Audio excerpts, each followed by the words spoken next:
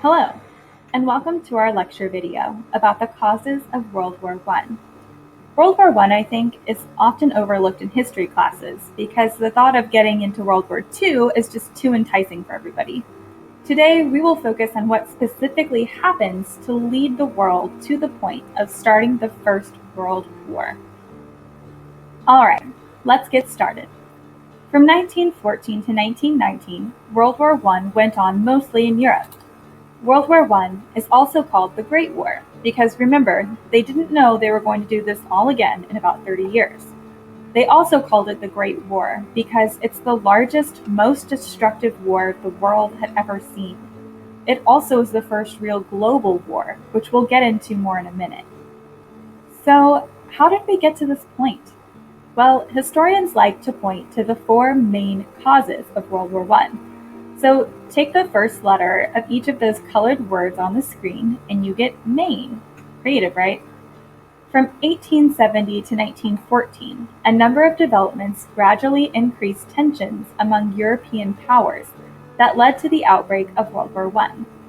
I know if you remember anything about World War I from previous classes, you probably remember that some royal guy got shot and that's what started the war.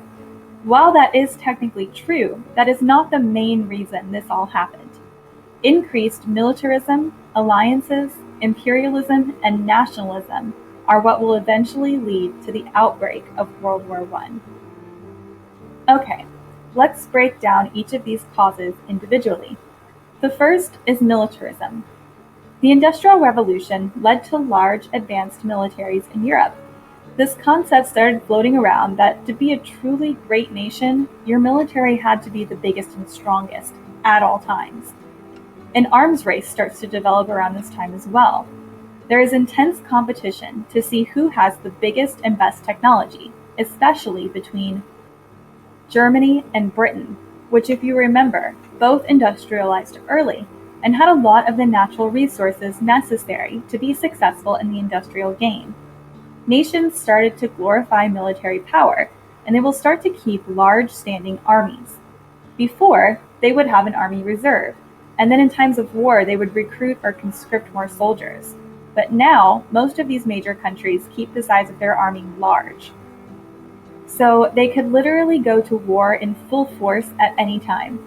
This is the actual concept of militarism. Having a strong army increased patriotism among citizens. Think about it.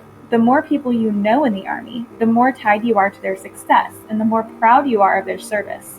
This also helps increase nationalism, which we will discuss further coming up.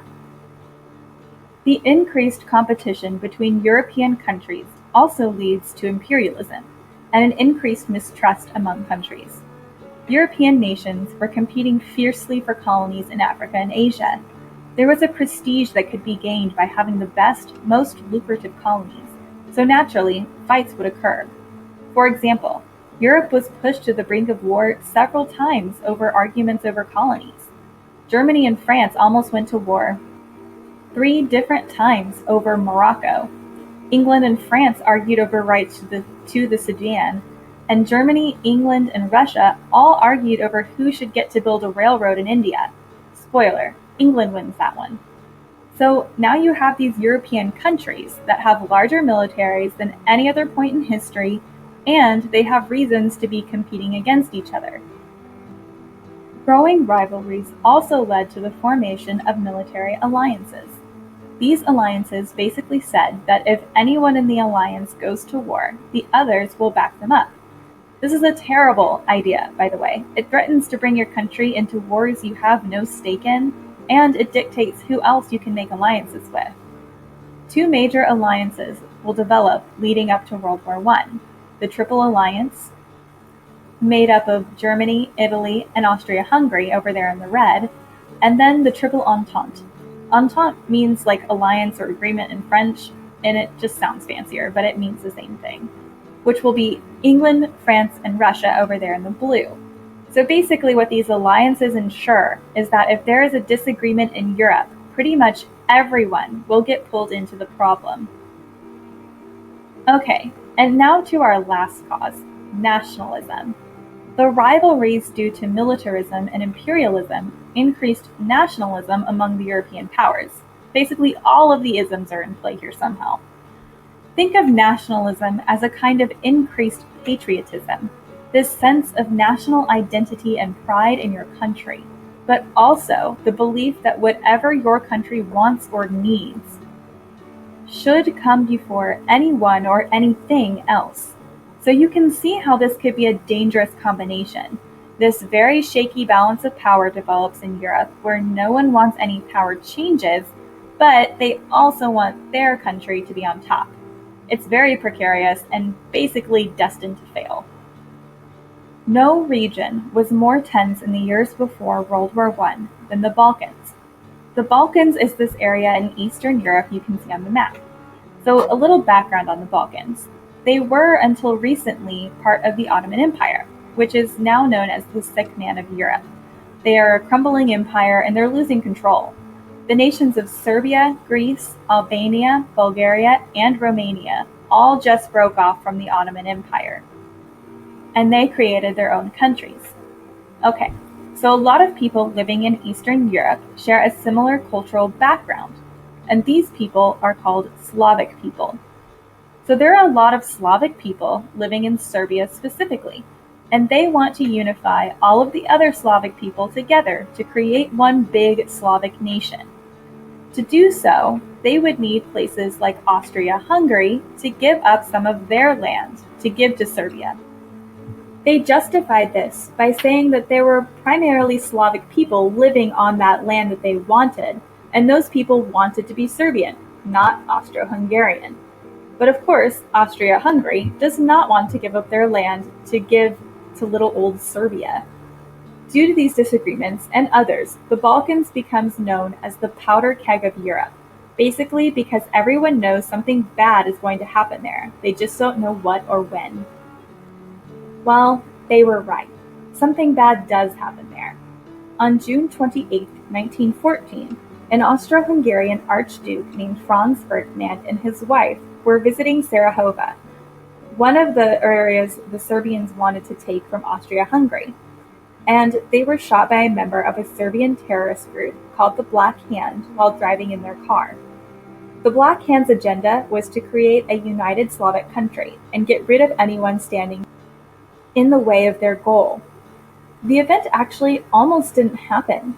The assassination attempt was supposed to happen earlier in the morning when a bomb was thrown at their car, but the bomb didn't detonate until it was behind the car, and the couple actually escaped unharmed. They were on their way to a local hospital to check on the injured people from the bombing when one of the men responsible saw them while he was walking down the street and took his opportunity and shot them. So now this Austro-Hungarian Archduke and his wife are dead. Is that enough to start a global war? The answer is yes. On July 23rd, Austria-Hungary issues an ultimatum to Serbia. They say that Serbia needs to turn over all the members of the Black Hand and allow an official investigation done by the Austrian police, or else they will declare war on Serbia. This all sounds pretty simple, like, oh yeah, why wouldn't Serbia agree to that? Well, one of the conditions was that Austro-Hungarian police would basically be able to do whatever they wanted in Serbia while the investigation was pending. And the Serbians didn't want that. So they raised an objection to like one or two of the terms on this long list of demands they were sent. And Austria-Hungary says, nope, it's all or nothing, and declares war on them. Just look for a minute at the size discrepancy between little Serbia, the brand new country in the purple, and Austria-Hungary, the well-established power in the yellow. Everyone knows this is not a fair fight.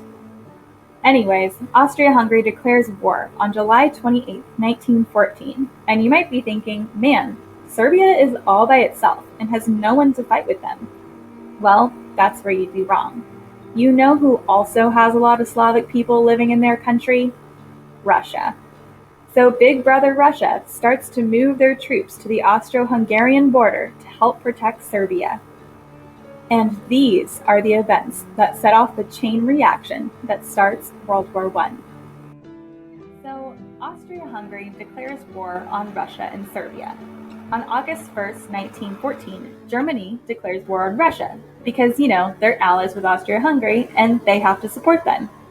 Then, 2 days later, they go ahead and preemptively declare war on France because they know France is allied with Russia and would rather worry about them now rather than later. Then, Great Britain declares war on Germany and Austria-Hungary because their ally friends are both now in the war.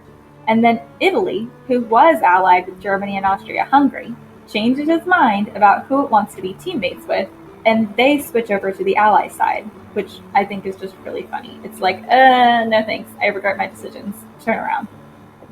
So it's really just a few weeks of a lot of finger pointing and saying, I declare war on you, going across Europe.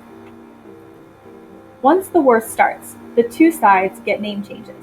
So the Triple Alliance will be called the Central Powers, and they will be joined by Bulgaria and the Ottoman Empire, while the Triple Entente becomes the Allied Powers, and they will eventually be joined by most of the rest of the world. So the purple color are the Allies, the orange color are the Central Powers, and the green are neutral nations. While it looks like pretty much everyone in the world was on the Allied side, I would challenge you to think twice. Basically, everyone in Africa and Asia that is involved in the war is doing so because they're colonized by England or France or some other Allied power. They didn't choose to be in this war. They have no stake in what is happening in Europe. Even Canada is still under European control, so it's not quite right to say, oh yeah, everybody believed in the Allies' cause, because most of them didn't have a choice in participating. So now you have the main causes of World War I. Next time, we will look at the actual fighting going on in World War I and figure out why this war was so costly to the world. Thanks for watching.